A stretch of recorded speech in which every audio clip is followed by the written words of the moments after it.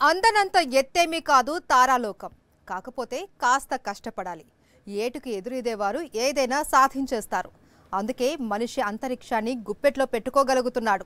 ఒకప్పటి అగ్రదేశాలు Soviet union, అమెరికాలు space రేస్లో దశాబ్దాల క్రితమే దూసుకుపోయాయి.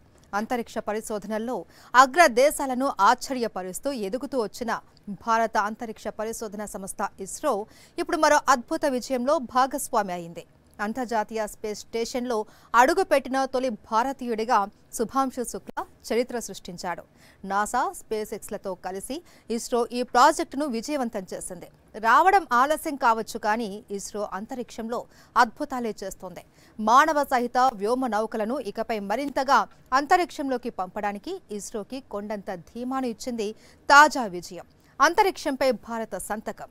దీనిపైనే ఇవాల్టి మ్యాగజైన్ స్టోరీ. అంతరిక్షంలో అడుగుపెట్టిన తొలి భారతీయుడిగా రాకేష్ శర్మ చరిత్ర సృష్టిస్తే 41 ఏళ్ల తర్వాత ఇంటర్నేషనల్ స్పేస్ స్టేషన్లో అడుగుపెట్టిన తొలి భారతీయుడిగా శుభాంశు శుక్లా సరికొత్త రికార్డు సృష్టించాడు.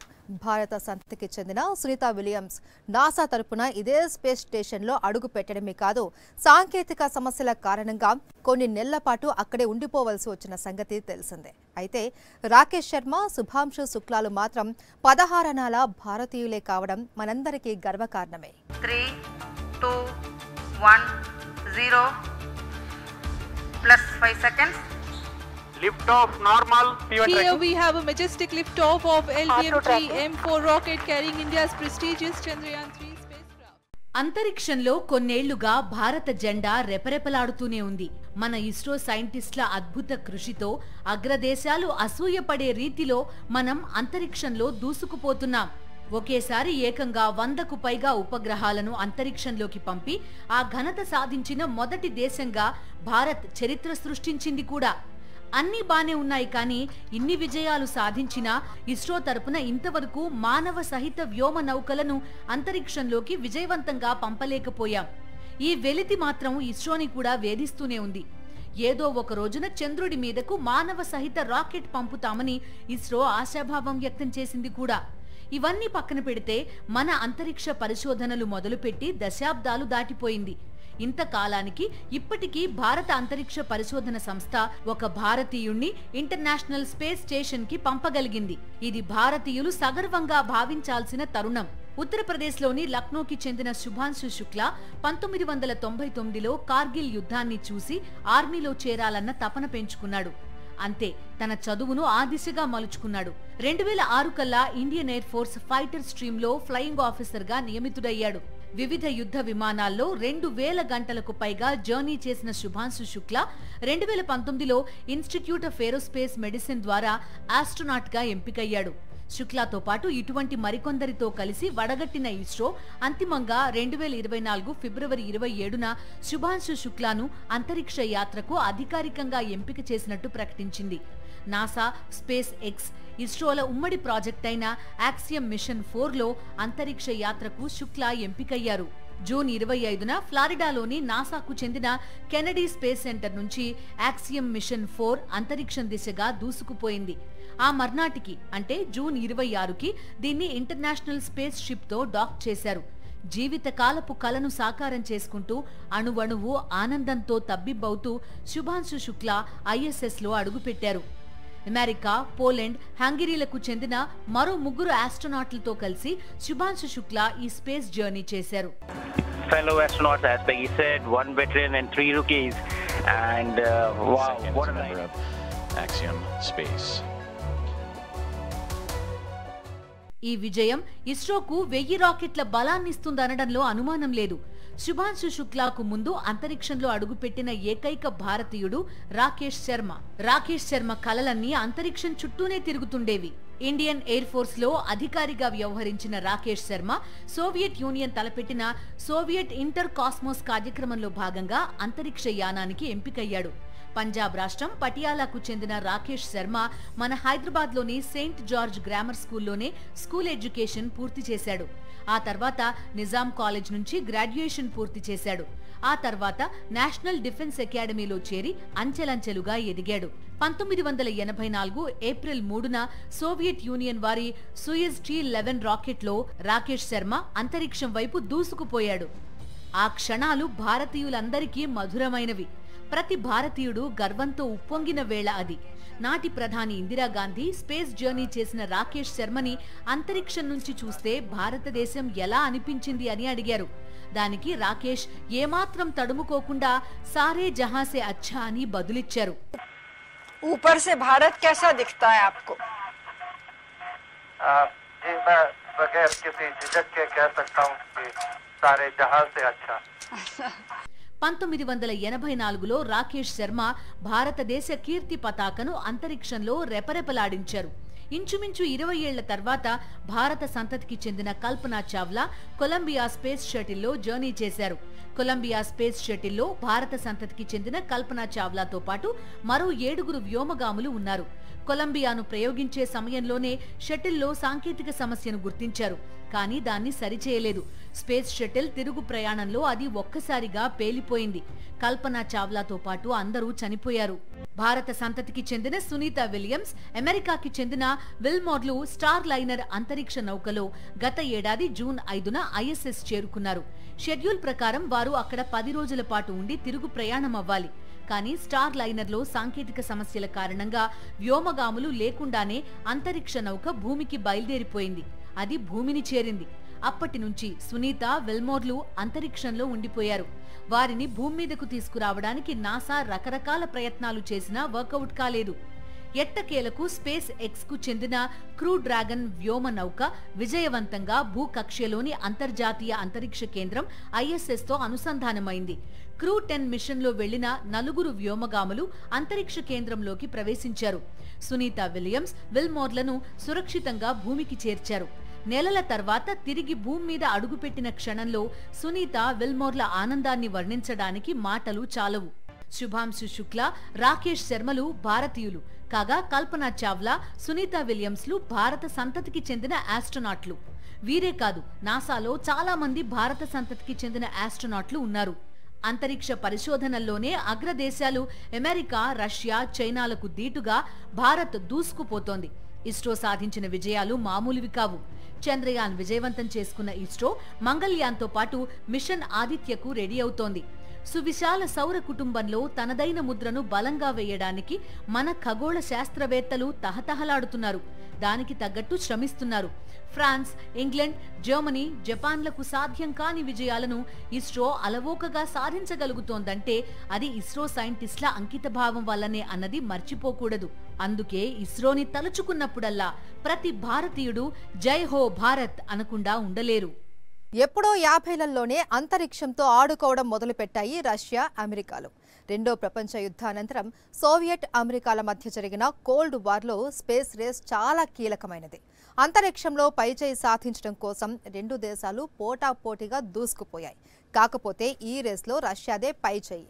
చాలా ఆలస్యంగా అంతరిక్ష పరిశోధనల వైపు చూసిన భారతదేశం రాకెట్ వేగంతోనే ప్రగతిని సాధించింది. అయితే మానవ సహిత రాకెట్ ప్రయోగాలపై మాత్రం ఇంతవరకు దృష్టి పెట్టలేకపోయింది. దీనికి ఆర్థిక అంశాలే కారణం. అంతరిక్ష పరిశోధనలపై మునుముందుగా దృష్టి సారించిన దేశాలు సోవియట్ యూనియన్, అమెరికా. రెండో ప్రపంచ యుద్ధానంతరం 2 అగ్రరాజ్యాలుగా అవతరించిన ఈ 2 దేశాలు ఆధిపత్య పోరు కోసం కొట్లాడుకున్నాయి. దశాబ్దాల పాటు ఈ పోరాటం సాగింది. అన్ని రంగాల్లోనూ ఒకరితో ఒకరు పోటీ పడ్డారు. ఈ క్రమంలోనే అంతరిక్షం పైన తమదే పైచేయి కావాలని అనుకున్నాయి ఈ 2 దేశాలు. స్పేస్ రేస్లో సోవియట్ యూనియన్ తన పూర్తి ఆధిపత్యాన్ని ప్రదర్శించింది. 1957లో సోవియట్ యూనియన్ ప్రపంచంలోనే మొట్టమొదటిసారిగా మానవ నిర్మిత ఉపగ్రహాన్ని అంతరిక్షంలోకి పంపింది. దాని పేరు స్పుత్నిక్. అది ఘన విజయం సాధించడంతో సోవియట్ యూనియన్ సంతోషానికి అవధులు లేకుండా పోయాయి. సోవియట్ యూనియన్ స్పుత్నిక్ ని పంపడంతో అమెరికా షాక్ తింది. తాను కూడా ఏదో ఒక ఉపగ్రహాన్ని విజయవంతంగా పంపాల్సిందేనని ప్రయోగాలు మొదలుపెట్టింది. అమెరికా ఈ ఆలోచనలో ఉండగానే సోవియట్ యూనియన్ మరో సక్సెస్ తో మెరిసింది. ముందుగా ఉపగ్రహాన్ని మాత్రమే పంపిన సోవియట్ యూనియన్ ఈసారి 1961లో ఒక ప్రాణిని అంతరిక్షంలోకి పంపింది. లైకా అనే ఒక కుక్కను సోవియట్ యూనియన్ అంతరిక్షంలోకి పంపింది. అది క్షేమంగా ప్రాణాలతో తిరిగి భూమిని చేరింది. ఈ విజయంతో సోవియట్ యూనియన్ పేరు ప్రపంచమంతా మార్మోగిపోయింది. అప్పటి సోవియట్ అధ్యక్షుడు క్రిస్చేవ్ ఈ విజయంతో ఎగిరిగంతేశారు. అంతరిక్ష పరిశోధనలకు అంతవరకు ఆచితూచి నిధులు విడుదల చేస్తూ వచ్చిన క్రిస్చేవ్ స్పేస్ సైంటిస్టులను మెచ్చుకుని మరిన్ని ప్రయోగాలకు వెన్నుతట్టారు. 2 ఏళ్ల తర్వాత 1963లో సోవియట్ యూనియన్ వాలెంటినా తెరెష్కోవా అనే మహిళా ఆస్ట్రోనాట్ ని అంతరిక్షంలోకి పంపింది. ఒక మహిళ అంతరిక్షంలో అడుగుపెట్టడం అదే మొదటిసారి. వరుస విజయాలతో సోవియట్ యూనియన్ ఉరుకలు వేస్తుంటే అమెరికా దిక్కుతోచని స్థితిలో ఉండిపోయింది. మరో 2 ఏళ్ల తర్వాత సోవియట్ యూనియన్ మరో విజయం సాధించింది. 1965లో సోవియట్ పంపిన అలెక్సీ లియోనోవ్ అనే ఒక ఆస్ట్రోనాట్ స్పేస్ వాక్ చేసిన మొదటి ఆస్ట్రోనాట్ గా రికార్డ్ సృష్టించారు. ఈ విజయాలన్నీ కూడా సోవియట్ స్పేస్ రీసెర్చ్ కి హెడ్ గా ఉన్న సెర్గీ కొరొల్యోవ్ సారథ్యంలోనే సాధ్యమయ్యాయి. 1967లో కొరొల్యోవ్ గుండెపోటుతో మరణించారు. ఆ తర్వాత సోవియట్ స్పేస్ రేస్ లో కాస్త నెమ్మదించింది. సరిగ్గా ఇదే తరుణంలో 1969లో అమెరికా అంతరిక్ష పరిశోధనా సంస్థ నాసా ప్రయోగించిన అపోలో 11 సక్సెస్ అయింది. అమెరికాకి చెందిన నీల్ ఆర్మ్స్ట్రాంగ్, బజ్ ఆల్డ్రిన్లు చంద్రుడిపై అడుగుపెట్టారు. అంతరిక్షంలో చంద్రుడిపై పడిన మొదటి అడుగు అది. అంతరిక్ష ప్రయోగాల్లో చాలా పెద్ద ముందడుగు అయింది. మూన్ ల్యాండింగ్ పై చాలా వివాదాలు చెలరేగాయి. కొందరు మూన్ ల్యాండింగ్ పై అనుమానాలు వ్యక్తం చేశారు. అయితే మానవ చరిత్రలో మూన్ ల్యాండింగ్ ఫీట్ ని సాధించిన మొదటి దేశంగా అమెరికా చరిత్రలో నిలిచిపోయింది. సోవియట్ యూనియన్, అమెరికాలు అంతరిక్షంలో దూసుకుపోవడానికి పోటీ పడుతుంటే ప్రపంచంలోని మిగతా దేశాలన్నీ చూస్తూ ఉండిపోయాయి. ఆ తర్వాత ఫ్రాన్స్, జర్మనీ, యూకే, చైనా అంతరిక్ష పరిశోధనలపై దృష్టి సారించి తమవైన విజయాలు సొంతం చేసుకున్నాయి. చాలా ఆలస్యంగా అంతరిక్ష పరిశోధనల వైపు చూసిన భారతదేశం ఉపగ్రహాల ప్రయోగంలో అగ్రదేశాలకు దీటుగా ఒక్కోసారి అగ్రదేశాలను మించి తన సత్తా చాటుతూ వచ్చింది. చంద్రయాన్తో ప్రపంచానికి తానేంటో చాటి చెప్పింది ఇస్రో. మంగళ్యాన్తో తన ప్రస్థానాన్ని మరింత రాటుదేల్చుకుంది. 2017లో ఒకేసారి 100కు పైగా ఉపగ్రహాలను అంతరిక్షంలోకి విజయవంతంగా ప్రవేశపెట్టి ప్రపంచాన్ని ఆశ్చర్యంలో ముంచెత్తింది. ఇన్ని విజయాలు సాధించడం బానే ఉంది, కానీ మరి మన ఇస్రో సోవియట్, అమెరికాల తరహాలో మనుషులను అంతరిక్షంలోకి కానీ చంద్రుడిపైకి కానీ ఎందుకు పంపలేకపోయిందన్న ప్రశ్నలు వస్తున్నాయి. అయితే ఇది పెద్ద విషయం కాదంటున్నారు ఖగోళ శాస్త్రవేత్తలు. సోవియట్ యూనియన్, అమెరికాలు అంతరిక్ష పరిశోధనలను కూడా తమ ఆధిపత్యం చాటుకోవడానికి యుద్ధాల కోసమే వాడుకోవాలని చూశాయని వారంటున్నారు. భారతదేశం ప్రాధాన్యతలు మాత్రం వేరే ఉన్నాయని అంటున్నారు. ఉపగ్రహాలను పంపించడం ద్వారా సమాచార విప్లవం సాధించడంతో పాటుగా దేశాభివృద్ధికి కీలకమైన వ్యూహాలతో దూసుకుపోవడమే ఇస్రో అజెండాగా ఉందన్నారు. అందుకే ఇస్రో ఉపగ్రహాలపైనే దృష్టి సారించిందన్నారు. అందులో అగ్రదేశాలను ఎప్పుడో మించిపోయామని కూడా వారంటున్నారు. అంచేత భారత్ అంతరిక్ష పరిశోధనల్లో వెనకబడిపోయిందనుకోవడం కరెక్ట్ కాదని వారంటున్నారు. ఇంకో అంశం కూడా ఉంది. అమెరికా, రష్యాలతో పాటు యూకే, ఫ్రాన్స్, చైనా ఆర్థికంగా చాలా బలంగా ఉన్నాయి. ఆ దేశాల ప్రభుత్వాలు అంతరిక్ష పరిశోధనల కోసం భారీ ఎత్తున నిధులు కేటాయించగలుగుతున్నాయి. వాటితో పోలిస్తే భారత ప్రభుత్వం దశాబ్దాలుగా ఇస్రోకు కేటాయించిన నిధులు నామమాత్రమే. అరకొర నిధులతోనే ఇస్రో అద్భుతాలు సాధించిన విషయాన్ని కూడా గుర్తుంచుకోవాలంటున్నారు నిపుణులు. శుభాంశు శుక్లా ఎపిసోడ్తో ఇస్రో జర్నీ కొత్త మలుపు తిరిగిందని చెప్పక తప్పదు. భవిష్యత్తులో మరిన్ని పెద్ద అడుగులు వేసుకుంటూ ఇస్రో ఎన్నో విజయాలను సాధించడం ఖాయం అంటున్నారు ఖగోళ శాస్త్రవేత్తలు. ఉన్న వనరుల్లో అగ్రరాజ్యాల కన్నా సమర్థవంతంగా అంతరిక్ష ప్రయోగాలు చేయడంలో ఇస్రో అగ్రగామిగా నిలిచింది. ఒకప్పుడు చాలని వసతులతో ముళ్లబాటపై నడిచింది ఇస్రో. ఆ తర్వాత ఎవ్వరికీ అందనంత ఎత్తుకు ఎదిగింది. ఓ హాలీవుడ్ సినిమా నిర్మాణానికి అయ్యే ఖర్చు కన్నా తక్కువ మొత్తంలోనే ఇస్రో చంద్రయాన్, మంగళయాన్లను విజయవంతం చేసింది. అది చూసి ఫ్రాన్స్, ఇంగ్లాండ్, చైనా వంటి దేశాలు నమ్మశక్యం కాక నోళ్లు వెళ్లబెట్టాయి. చంద్రయాన్తోనే చంద్రుడిపై నీటి జాడలు ఉన్నాయని తేల్చి చెప్పింది భారత్. దాన్ని నాసా కూడా మెచ్చుకోకుండా ఉండలేకపోయింది. That is ISRO. అగ్రరాజ్యాలు అమెరికా, సోవియట్ యూనియన్ అంతరిక్షంలో కబడ్డీ ఆడుకుంటోన్న రోజుల్లో మిగతా దేశాలు ఆకాశం వైపు ఆసక్తిగా చూసేవి. అందులో భారత్ కూడా ఒకటి.